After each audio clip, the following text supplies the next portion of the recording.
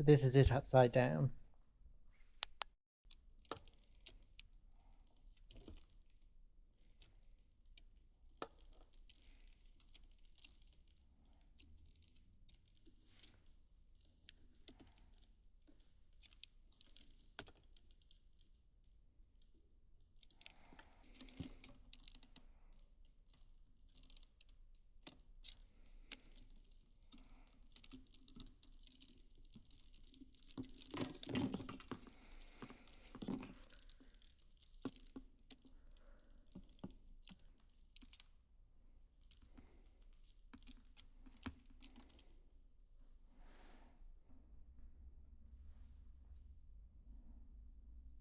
So at this point I've got the main structure.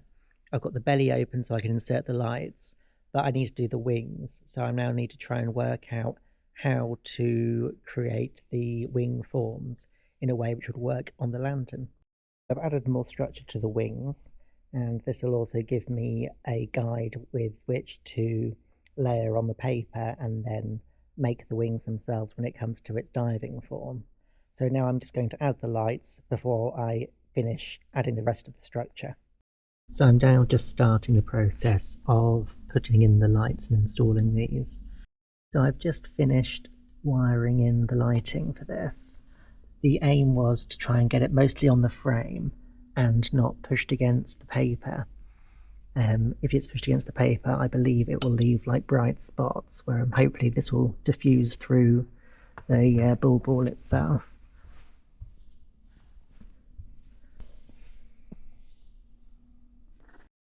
So I'm working on the process of trying to make a 3D fish out of willow.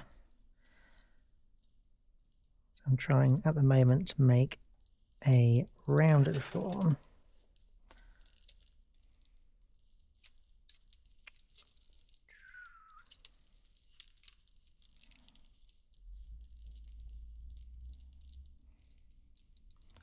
So that's kind of where I'm going for, but I need it to stay without snapping, and that has so far been the downfall of this project.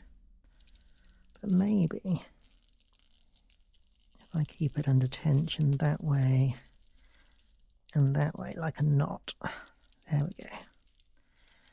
Now it's working with itself rather than against itself.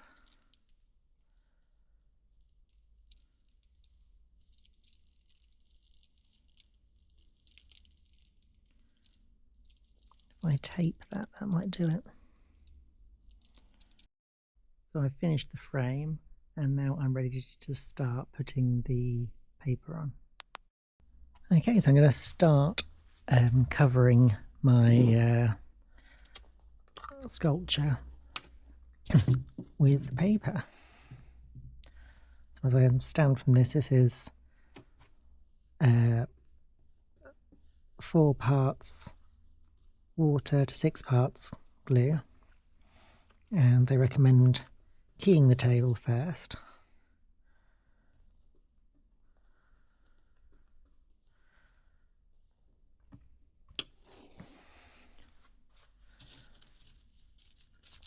And then taking tissue paper and working out where your first section's going to be.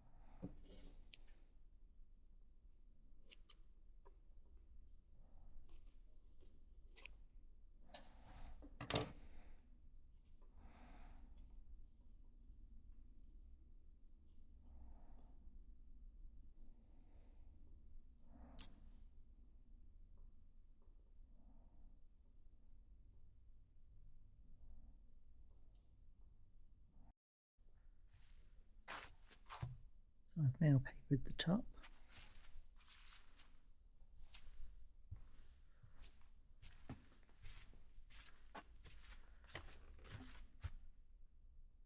I still have the underside to do.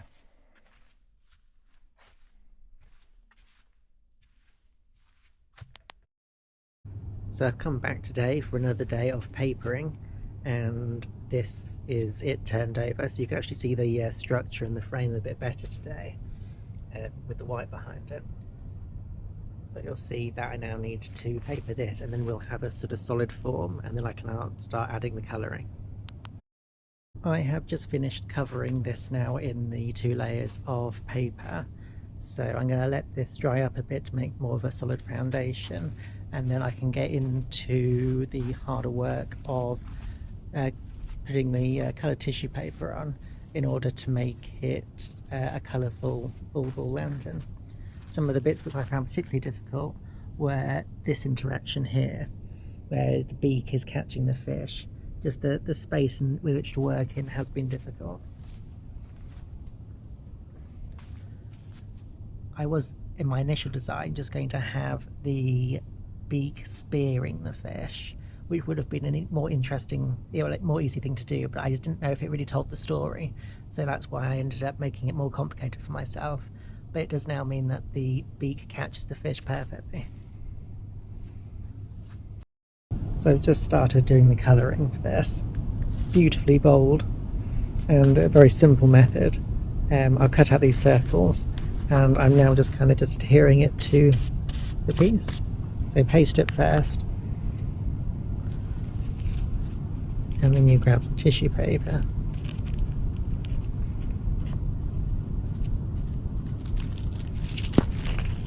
and paste it over again. And that method just also creates some nice overlaps, which I think looks a little bit like feathers. So it does kind of work for this particular sculpture. So here's where I've got to with this design. I've done the underside of the wings. This was going to be brown, but I felt like it actually is more punchy to have it in the same orange as the rest. And then I've also done the beak and the inside of the beak, although that will need more attention when I flip the bird, for want of a better phrase. So yeah, it's all coming on well. So I ended up getting very much stuck into making this, and kind of finished it. I think it has a bit of a sort of 70s vibe about it, with those big brown eyes. I did find doing all of this detail here to be very difficult. Probably made that more complicated than needed to. And then this here is the underside. So it has a bit of contrast to it. I do really like the orange and blue appearance. I think it's going to look really great later. So I just wanted to sort of share how I did this process of designing my model. I designed this in Blender, which is a free modelling software. And it meant that I was able to take measurements whilst I was building it, which you can see in this model closer. So there are all the measurements I was taking when I was building it. But also I was able to design the frame for it, because I understand that the frame on the underside of these things is particularly important because it has to be strong in order to be able to be held. I didn't stick to this religiously in terms of my design. I ended up using these at a slightly wider angle because I gave me more support, and I also didn't need to create this cross bracing which I've detailed there. I ended up finding it easier just to have it flat there. So I found that for me worked really well.